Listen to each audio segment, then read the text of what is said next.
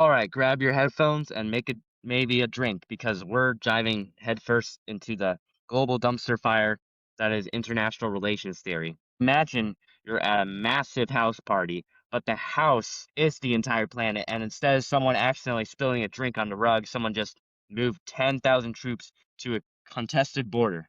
The United States slides a carrier strike group into a sea. Just imagine that everyone is arguing over this territory. And then China responds by launching enough military drills to be seen from Mars. NATO calls an emergency meeting where everyone drinks expensive bottled water and looks deeply professionally concerned. Nobody has pulled the trigger yet, but everyone is starting at everyone else like they're about to steal the last slice of pizza. What is going on here? Welcome to international relations theory, or as I like to call it, the science of why we can't have nice things all the time. And in the real world, if your neighbor builds a white fence, you can call the cops or the HOA, but in global politics, there is no world government or, the world is an anarchy at the end of the day. It's like there is no 9/11 for when a superpower gets a little too handsy with a neighboring territory. It's nearly 200 countries, or depending on how many you might see, how many sovereign states there are, since there's no fixed number for how many number of sovereign states there are. It's basically there's really no adult supervision in a way. So all trying not to accidentally end the world. And it's like countries, especially in international law, countries can rely on each other. And it's not like, oh, there's a global police coming after you. It's not a simple cat and mouse game. So to understand why you do, we have to look at three very different very messy lenses that explain how the world works. So first up, we have realism. So if realism had a mood board, it would just be pictures of heavy-duty padlocks, barbed wire, and signs that say out. And realists look at the troop movement we talked about, and they don't see a simple misunderstanding or a cry for attention.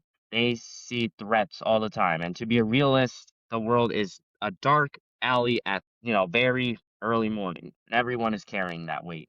And they believe that at the end of the day, you can't truly know what the other guy is thinking. So you have to assume the worst. This leads us to something called the security dilemma, which is basically the international version of I bought a dog because you bought a fence, so you're buying a tiger. The logic is that you build a missile just to feel safe, but your neighbor sees that missile and pees themselves a little bit and builds two missiles to feel safe again. Now everyone is less safe when they started. But hey, at least we have a lot of missiles. And, we have a lot of, freaking nuclear weapons and stuff. And it's tough, especially in this day and age. And those countries who have weapons of mass destruction hold on to their thing, and it can be scary because, military technology is one of the biggest fears that we have, like a phenomenon that we're going to use these things to kill mass destruction all over the world, like a straight up human extinction. Well, that's just a phenomenon, and that's like the biggest fear we have right now in terms of humanity itself.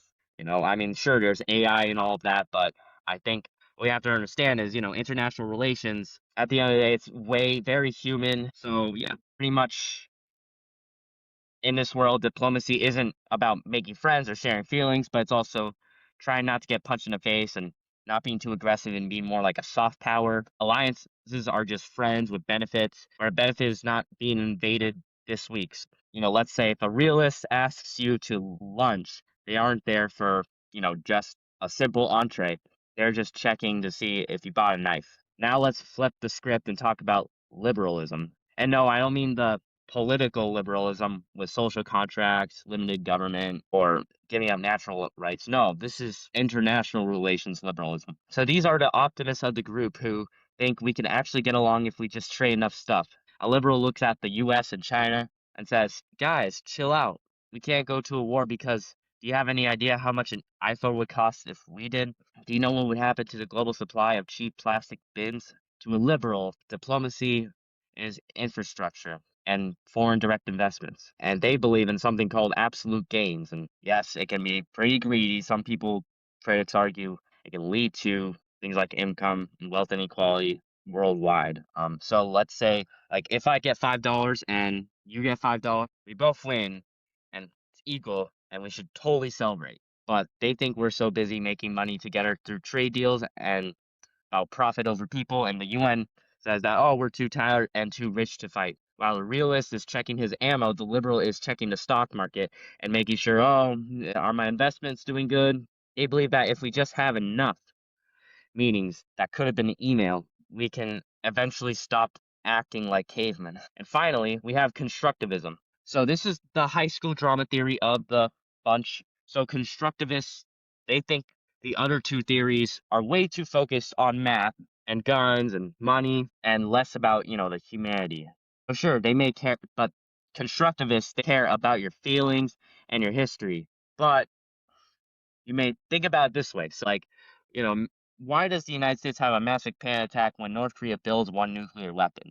But even though North Korea is the one who is their government is not using it against other countries, but rather just testing on its own soil. At the end of the day, the US can't really do much because it wasn't a direct attack or emergency. It's no direct threat. Yes, it is scary, but it's like saying we're gonna just let them because why when we bother invading North Korea? Like they're already isolated.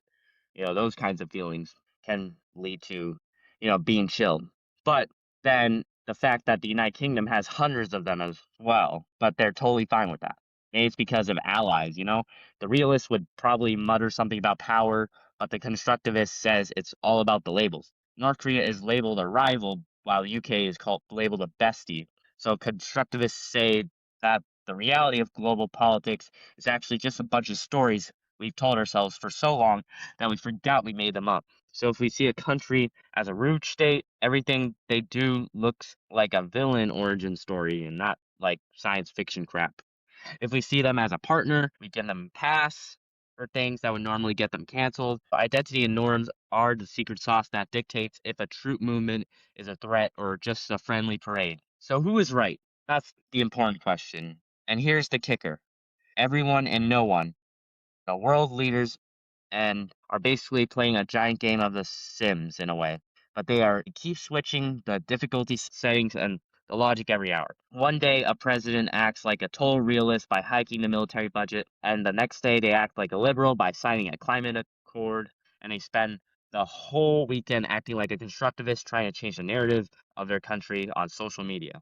It's unpredictable, and the world is as usual. It's a messy world out there, and it's usually happening behind closed doors with people wearing very expensive, very stiff suits. So next time you see a headline about rising tensions or a new alliance, don't just read, then ask yourself, is this about power politics or money or like neoliberalism or if it's just a bad breakup between two countries who hate each other's vibes. Because in international relations, the story we tell about those facts is what actually starts the fire. So thank you guys for watching, and I'll see you next time. Thank you.